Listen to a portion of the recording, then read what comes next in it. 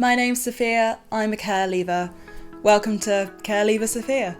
This video today is for anyone who's just arrived in a new placement or their first ever foster care placement and isn't quite sure what to do. These are 8 tips for surviving your first foster care placement. Now, no matter where you are in your foster care journey, everyone remembers their first placement. It could be good memories, it could be bad memories, but I don't think anyone forgets their first placement. Let's jump right in. My first tip would be when you arrive at the placement after being dropped off by whoever, whether it be your social worker or the police, the first thing you need to do is to go check out your room. You know, this is the place you're going to be sleeping for the foreseeable future, and it's going to be the only place in this new placement that's yours.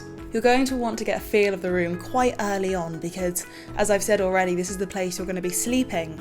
And I don't know about you, but when I am sleeping in a new place, whether it be a hotel or, one of my placements as a kid, that first night was always quite hard to fall asleep. So the earlier on during the day that you go get a feel of the room, there's more of a likely chance that you'll be able to sleep that night and later on in the week. What I mean when I say get a feel for the room is, go in, dump whatever stuff you have in a corner. Do not feel the need to unpack. And first of all, just go and jump on that bed. I'm not saying treat it as a bouncy castle, but, have a lie down on it, see how it feels. Is it lumpy? Is it really soft? Is it really comfortable? Get a good feel. What do the sheets smell like?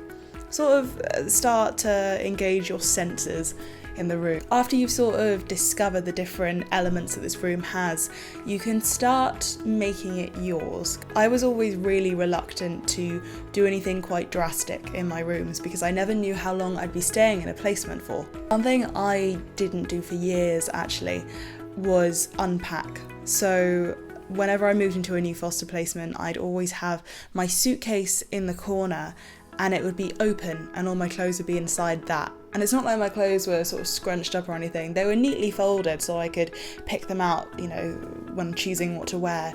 But I never put clothes away in drawers or hung them up or anything. Whether you want to unpack is completely up to you, but there are other things you can do to make the room yours. Something I used to do a lot of was make very small slight changes to the room.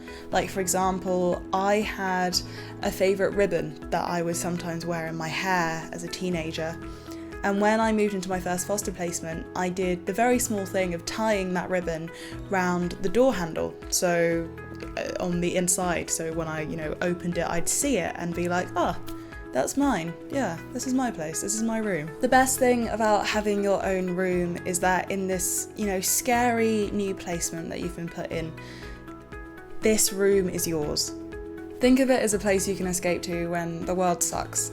Now, there isn't a certain time period that you should spend in your bedroom when you first arrive. I'm not going to say don't be in there longer than an hour. I'm not going to say, just spend 10 minutes in there. Spend however long you need to in that room. Your foster parents will wait and they will also understand. When you're ready, you can go out of your room and introduce yourself / chat to your foster family. That takes me on to my second tip. You're going to want to make friends with your new foster family. I'm not saying you have to be absolute besties with your new foster mum, and I'm definitely not saying you have to call them a foster mum or mum and dad or anything like that. It's really about the small things. You don't have to go into a full-blown, deep-as conversation with them. You don't have to tell them about your past. You don't have to tell them about any ongoing stuff you've got going on. It can be really small things, like watching TV. One of my favourite activities to do with my foster carers was, especially in my first placement, we'd have a sort of ritual of watching Law and Order together at a certain time, which was really, really nice because to me it felt like a schedule and it also felt quite family orientated. My first placement didn't have any other children in it, but it still felt really familial. I'd be sat on one sofa and the foster mum and foster dad would be on the other sofa, and I could make comments and it was like watching TV with friends, which was great and super relaxing. Until now, this new family haven't met you, they might have seen some information about you on paper, maybe even a photo if you're lucky, but they haven't met you, they don't know what you're like, so jump at the chance to spend time with them. For example, my third day in one of my first placements, I went along with my particular foster dad at that point to the allotment, and I'd never been to an allotment before, and I helped plant vegetables and rake and things like that, and it was probably one of the most boring things I've ever done in terms of the actual activity. But I got to spend time with this guy and we talked loads. I found out so much about him. Turns out he really likes jazz and I really like jazz, and we bonded over that. And I would never have known that if I hadn't gone to this allotment with him to rake vegetables and things like that. Also, the more you talk to these guys, the happier they're going to be to help. That brings me on to my third point. Tell your foster family what you eat. Yeah, it's a bit of an odd one to throw in, but I spent a year and a half as an accidental vegetarian just because I wasn't comfortable telling my foster family that I ate meat. You might be like, Sophia, it's just food, it's fine, like, we can cope, whatever. But food is a super important part of being comfortable in a new situation.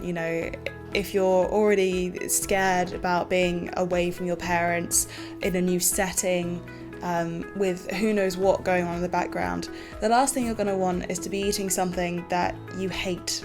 For example, I hate chocolate, and that's one of the first things I will tell anyone. Like, even the smell of it makes me feel absolutely sick. And one of my first nights in my first foster care placement, I was quite upset and I started crying, and the foster mum came over and she tried to comfort me and she handed me a bar of chocolate, which obviously made me cry even harder, and she had no idea, of course, but I then sort of jokingly and laughingly told her. She then said I was a bit weird because I didn't like chocolate. I get that a lot. But the thing is, then she knew that I didn't like chocolate, and going forward, if she saw I was sad, she wouldn't offer me chocolate. She'd say, can I make you a cup of tea? Which I'm super down for. Foster carers get a food budget, and so if there's like a particular snack that makes you feel really comfortable, if there's a particular meal that you'd really, really love to have, or that makes you feel safe and loved and it's something really special to you, then let them know. It might seem like I'm making a really big deal out of food, but trust me, in like those darkest moments when someone comes in with like your favourite meal, it can really turn a situation and a mood around. Now, as well as talking to your new foster family, an important thing to keep up is talking to your friends, which brings me on to point number 4. Keep in contact. You might feel the need to hide the fact that you've just gone into care, but honestly, you can tell people you've gone into a new placement without necessarily going, oh yeah, so I'm in this thing called the foster care system now. I've heard people use analogies like, oh, my parents are away right now, so I'm staying with a family friend, which can work really well. The cool thing about this is you can message your friends and go, hey, I don't suppose you happen to live around here, because you live in a different place now. Your friends might be closer. Even if your friends are further away, which that was my case. My friends were really quite far away. And I ended up, Skyping. I've become very, very familiar with Skype, and I'd Skype my best friends maybe like every 2 days, which was great, because I could see a familiar face.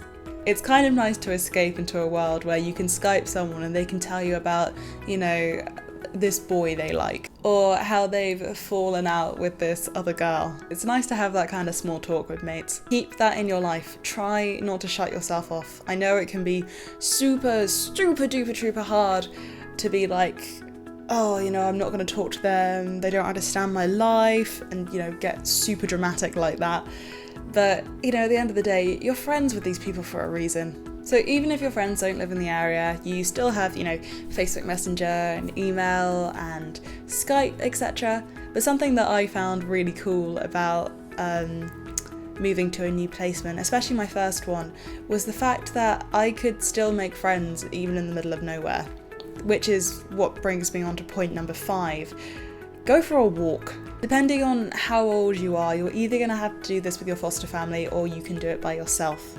When I first arrived at my first ever foster placement, I went for a walk, and this walk, I maybe went on a walk for an hour or something. I wanted to see everything there was around my area so I could know if I needed to get out the house, you know, where I could go and walk, to see if there were any sort of nearby coffee shops that I could invite my friends to see if there were any museums or galleries or, you know, stuff to do. And it was actually because of this act that led me on to making some of the best friends I've ever had, and also starting a relationship with someone. It was about a week into my first foster placement, and just down the road from the place I was staying was a church, and I'm not religious, but I thought, you know what, let's, you know, go to this church on Sunday. I made some awesome friends. I mean, one of them I'm still really, really good friends with now.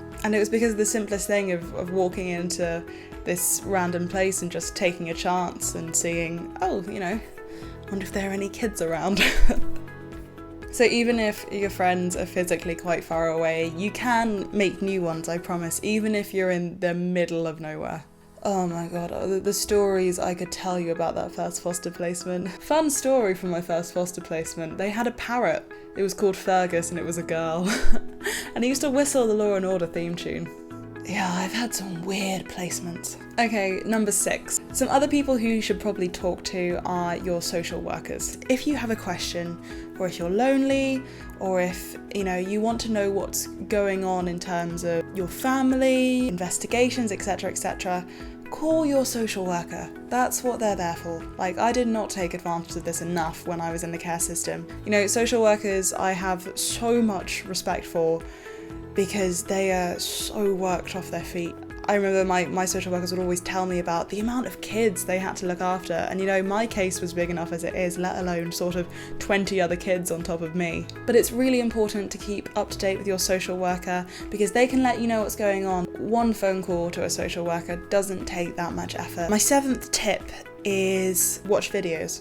When I first went into care, I was in my room, you know, my personal space. It was the first night and I couldn't sleep, and I typed in foster care videos and, you know, expecting a blog or something, and nothing came up.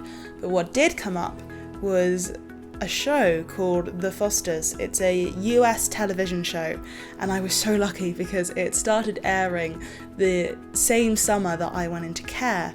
And I remember thinking, I wonder if this is actually about foster care or if it's just like called The Fosters or whatever. And I streamed it online, and it was life-saving, honestly. I'm not even being dramatic. That TV show pulled me out from a dark place. The show's about a girl who was exactly the same age as I was when I went into care, going into care for the first time, and it talks about her first foster placement, and it talks about, you know, how she's doing. I mean, it's kind of like a teen drama-ish.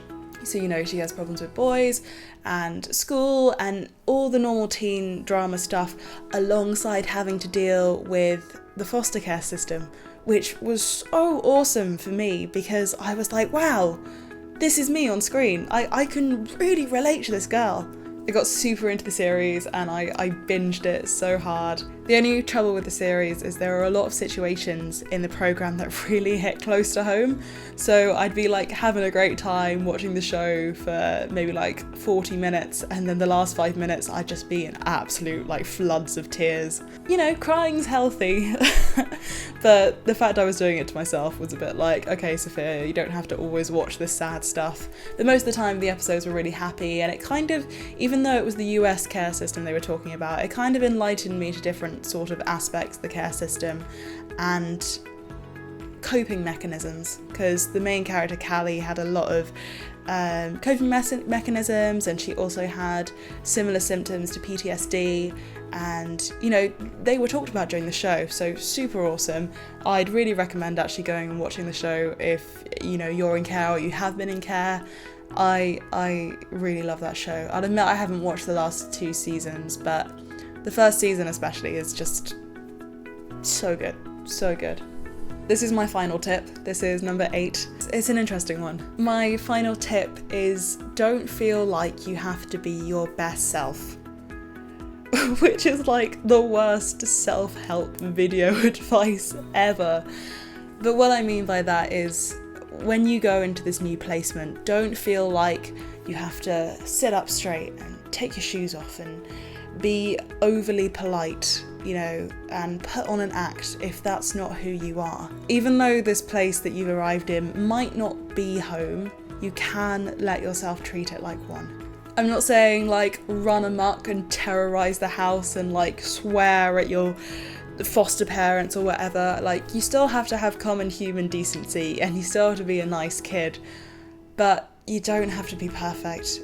What I'm saying is, you can have emotions, like that's fine. You're allowed to get angry, you're allowed to cry, you're allowed to be happy, you're allowed to be whatever you want, because life is hard right now. Going into the care system is one of the hardest things people ever experience. Foster parents took on this role for a reason, and they had an idea of what they were signing up for. At the end of the day, they're here to help you, and if you need to, let it all out, then you're allowed to let it all out. The most important thing is to be yourself, and you're in an environment now where it's completely safe to do so. So those were my top 8 tips. Yeah, that's 8. Those are my top 8 tips for surviving your first foster placement. If you have any questions, you can hit me up. My email address is careleversophia@yahoo.com. Give this video a thumbs up, share if you'd like, and also subscribe if you're interested in learning more about the care system. Anyway, thank you so much. Have a great rest of your day or night or whatever you're doing right now, and I will see you in 2 weeks.